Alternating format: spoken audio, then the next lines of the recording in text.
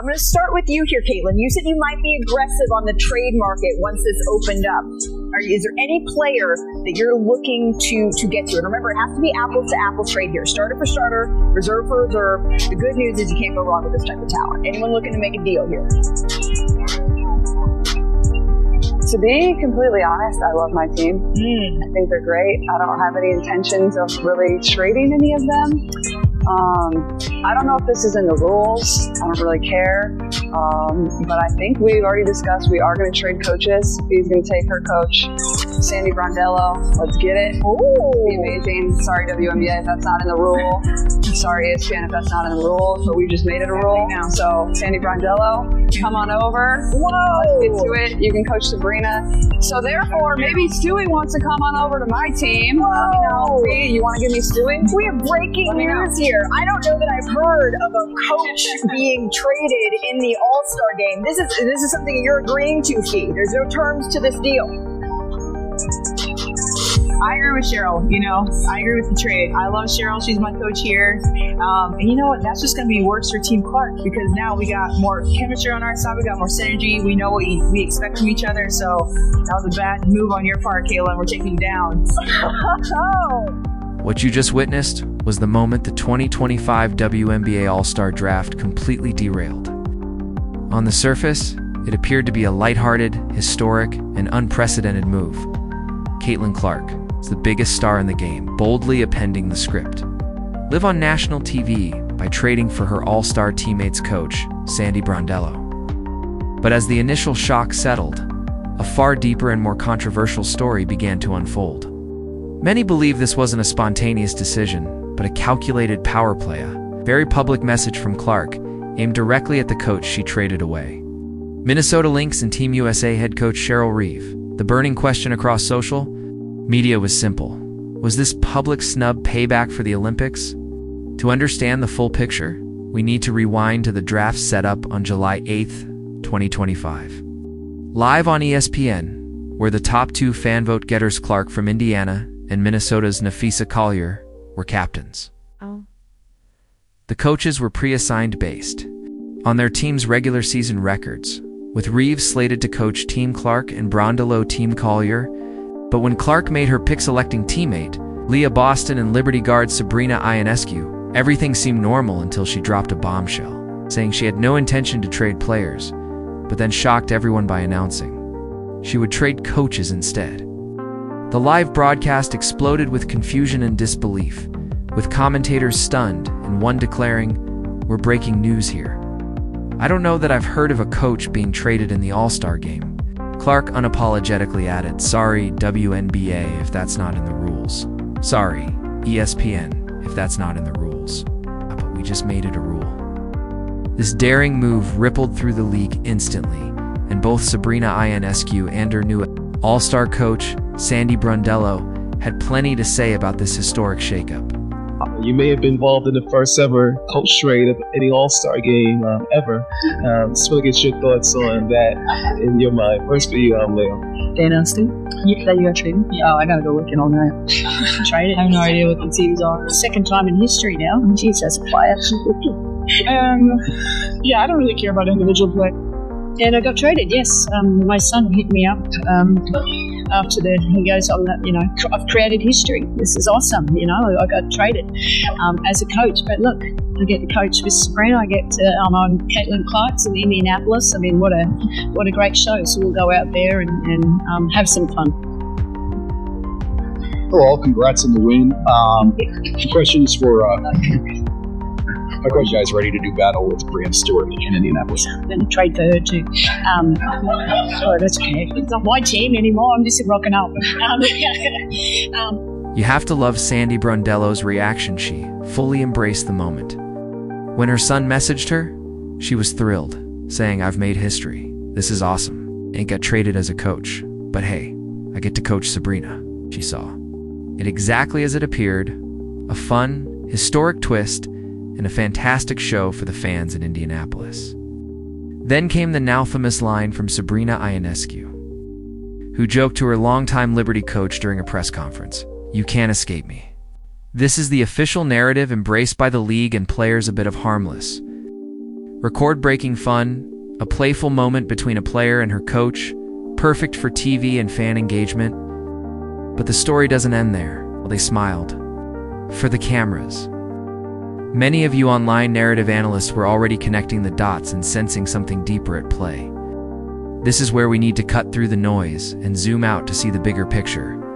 And many of you on social media were absolutely onto something. Because to understand what might really be happening, you have to look not at who Caitlin Clark traded for, but who she traded away. Coach Cheryl Reeve.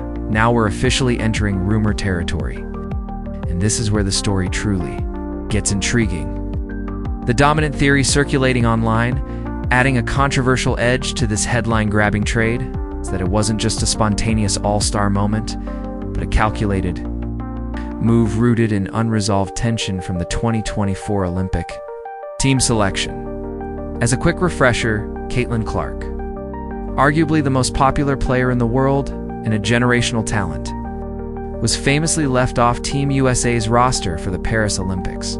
That decision sparked widespread debate and outrage among fans. Who was the head coach of that Olympic team? None other than Cheryl Reeve. Deep research for this video reveals that almost immediately after Clark's all-star coaching trade was announced, fans began speculating that her decision was directly tied to lingering resentment over that Olympic snub. Social media exploded, with fans calling Clark's trade petty, while others said they still hadn't forgiven Reeve for keeping Clark off the Olympic roster. For many, this wasn't just a quirky coaching swap anymore. It had become personal. Caitlin Clark used her massive national platform to deliver what many saw as the ultimate cold shoulder to the coach fans believed had snubbed her. To be fair and to analyze this like true expert sits, important to note that numerous reports clarified the Olympic roster was selected by a committee, and Cheryl Reeve did not have sole authority over player selections. However, in the court of public opinion, the head coach often becomes the symbolic face of such decisions. Based on online chatter, a significant portion of the fan base squarely blamed Reeve. Whether she was fully responsible or not almost doesn't matter. Perception drives the narrative. So when Clark went live on national TV and boldly said, "I don't care if it's in the rules," before trading Reeve away, it perfectly fit the storyline of defiance. Fans praised it as a bold, boss-level move, Clark asserting her power without asking permission. So here's the question for you. Was this a calculated jab at Cheryl Reeve, or just a spontaneous moment for entertainment's sake? Drop your theory in the comments below. But remember, the drama doesn't stop with Clark and Reeve. There's another strategic player in this story, Napheesa Collier, captain of the opposing All-Star. Team Collier's response to the trade added a fascinating strategic twist to the whole situation. During the live draft, just moments after Clark proposed the unprecedented coach swap, the ESPN host turned to Collier for her reaction, and she didn't hesitate. Not only did she agree to the trade, but she immediately weaponized it, framing the move as a clear advantage for her own team. Her words were sharp and calculated. "I agree with Cheryl. I love Cheryl. She's my coach here. And you know what? That's just going to be worse for Team Clark because now we've got more chemistry on our side. We've got more synergy. We know what we expect from each other. So that was a bad move on your part, Caitlin. We're taking you down." This was a brilliant moment of psychological gamesmanship from Collier, while Clark's trade was seen by many as a personal statement or symbolic power play. Collier immediately shifted the narrative, turning it into a question of on-court cohesion. She essentially told the world, "While you're settling personal scores, I'm building a team designed to win." By welcoming Cheryl Reeve, her own coach from the Minnesota Lynx, she secured an instant strategic advantage rooted in familiarity and established chemistry. Analysts quickly noted that this coach-player rapport could provide a real edge, especially in an exhibition game where building cohesion on short notice is tough. Collier is betting on structure and synergy to outperform Clark's newly formed, potentially volatile lineup. This focus on coaching chemistry becomes even more compelling when you zoom out. Consider the deeper history between the two coaches. Involved in the swap, Sandy Brondello and Cheryl Reeve. This wasn't just some quirky, off-the-cuff exchange. In fact, it unintentionally set the stage for a rematch between two of the league's most tactical minds. If you've been following the WNBA closely, you'll remember that Brondelo's New York Liberty and Reeves' Minnesota Lynx clashed in an unforgettable 2024 WNBA Finals. A gritty, high-stakes series that went all the way to a decisive Game 5, the Liberty emerged victorious, claiming their first championship in franchise history.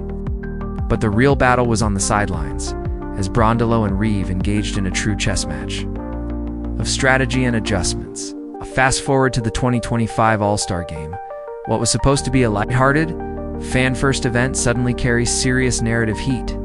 There's the lingering drama between Caitlin Clark and Cheryl Reeve, Collier's savvy coaching chemistry move, and now a finals rematch brewing between Brondello and Reeve. The result is an exhibition game packed with intensity, egos, and subplots, and a clear signal that this single act of defiance by Clark may ripple far beyond a one-night showcase. When she said, "We just made it a rule," she wasn't just rewriting All-Star protocol, she was demonstrating it's just how much power today's superstars can wield in shaping the league's future. Caitlin Clark wasn't just talking about coach trades, she was showcasing the immense power and influence that a superstar player now holds in the league. Fans on social media celebrated her bold decision to trade coaches without seeking permission, and the league, along with its broadcast partners, didn't stand in her way. Instead, they embraced the drama and entertainment value.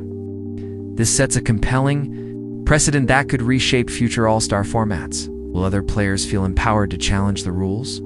This moment might be remembered as a turning point, marking a shift where player agency and personality-driven narratives become just as vital as the game itself. So what's your final verdict? Is Caitlin Clark's trade a masterful power move, a petty act of revenge, or simply great television? Share your thoughts in the comments below. If you believe the story doesn't end with the final buzzer and want to keep up with the analysis connecting all the dots, be sure to subscribe and hit the notification bell so you never miss an update. And if you know another narrative analyst who'd appreciate this breakdown, share this video with them. Let's keep the conversation going.